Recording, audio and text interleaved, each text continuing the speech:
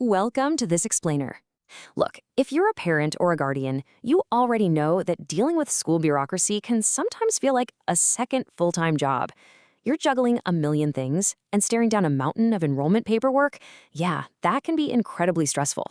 It's totally normal to feel overwhelmed when you really just want to get your kids settled into a new classroom. But if you're navigating this process in the state of Alaska, I've got some seriously reassuring news for you today. We're going to walk through exactly what to expect and hopefully take a whole lot of that weight right off your shoulders.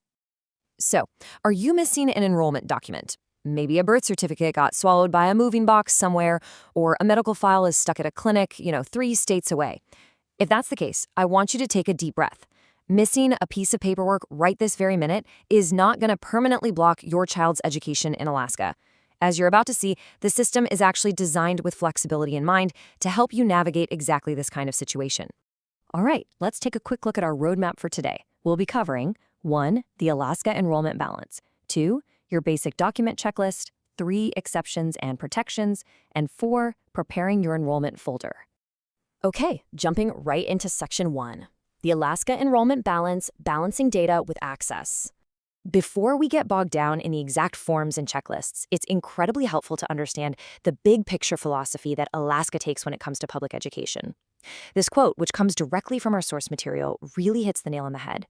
It says, schools generally want enough information to place a student correctly, but they should not create unnecessary barriers to access. What does that mean for you? It means their number one goal is getting your kid into the right learning environment. Yes, they need some data to do that, but they are actively discouraged from letting red tape just stand in the way of a child's education. And honestly, when you think about it, this flexible enrollment philosophy is an absolute necessity. I mean, Alaska's landscape is entirely unique. We're talking about remote communities, seasonal moves, and just incredibly long travel distances. Families might not have every single document on hand simply because of where they live or how far they've had to travel. The educational system totally recognizes this reality.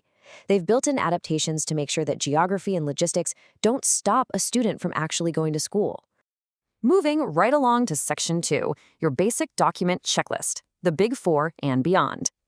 Now that we've got a handle on the philosophy, let's get into the practical nuts and bolts. What do you actually need to bring to the school office? Well, most Alaska schools ask for these core documents to establish identity, age, and eligibility. First, you'll need proof of age, like a birth certificate or a passport. Actually, that one is especially crucial for kindergarten and first grade. You'll also need proof of residency, so think a utility bill or a lease. Then, throw in immunization records, previous school records if they're transferring, guardian ID, and emergency contacts. Oh, and some schools might ask for custody papers if there's a legal guardianship situation. But keep in mind, while this is the standard list, district policies can vary a bit. Temporary documentation is often perfectly fine if you've recently moved, so always check with your specific school office. Now, here's a really important distinction you need to make depending on your educational path. Public schools operate under standard district residency and age rules, but private schools and homeschools, they have entirely separate rules, different reporting requirements, and distinct transfer procedures. If you're going with a religious school, a private school, or doing a homeschool environment, definitely don't just assume the public school checklist applies to you. And if your child is transferring between these different types of schooling, be sure to ask exactly what records, like transcript histories or course descriptions, are required for that specific move. Another key thing to remember about your checklist is that great placement isn't always automatic. When you hand over those previous school records, the school might actually need a little time to review prior coursework, attendance, and academic history before they finalize where your kid belongs. This is super important if you're moving to Alaska from another state or transferring in from a private or homeschool setting. They just want to ensure your child is placed exactly where they'll succeed, so they might want to evaluate those records pretty closely. All right, Section 3, exceptions and protections. Basically, what happens when paperwork gets complicated.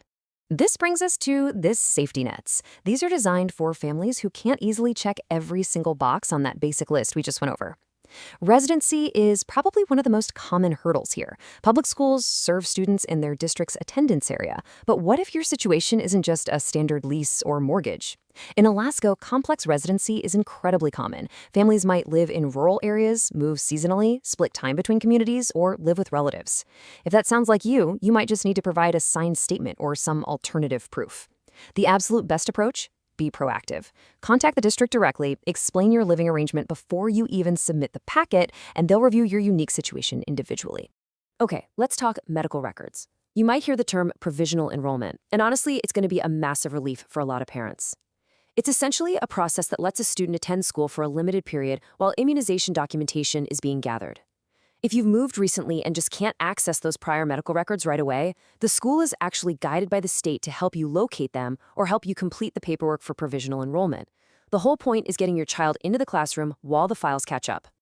Now, it is worth noting that immunization records are a major requirement, and those rules can definitely change over time depending on your student's age and grade level. However, state rules do accommodate specific exemptions. If your child has a medical or a religious exemption, you're not blocked from enrolling. You just need to make sure you ask the school for the specific approved forms and statements that are required under state rules. So, the crucial takeaway here is that there are powerful, legally mandated safety nets in place. One of the absolute most vital protections in Alaska involves students experiencing homelessness.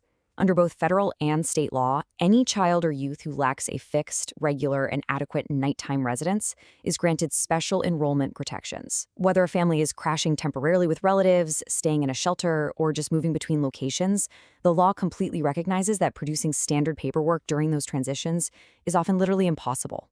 So what does that protection actually mean in practical terms? It means schools must enroll homeless students immediately. This is an incredibly reassuring fact. Missing proof of residency, missing immunization records, or lacking transcripts, none of that can be used to deny or even delay access to their education. The school's mandate is laser-focused on getting the student into class first. Once the child is safely in school, the staff is actually expected to help the family connect with public health resources, fill out provisional forms, and gather the rest of the paperwork later. Which brings us to our final part. Section 4, Preparing Your Enrollment Folder, Actionable Steps for Families. Let's transform all of the stuff we've talked about today into a super clear action plan. A little bit of organization really goes a long way here. Step 1, just create a simple enrollment folder with whatever documents you currently have available.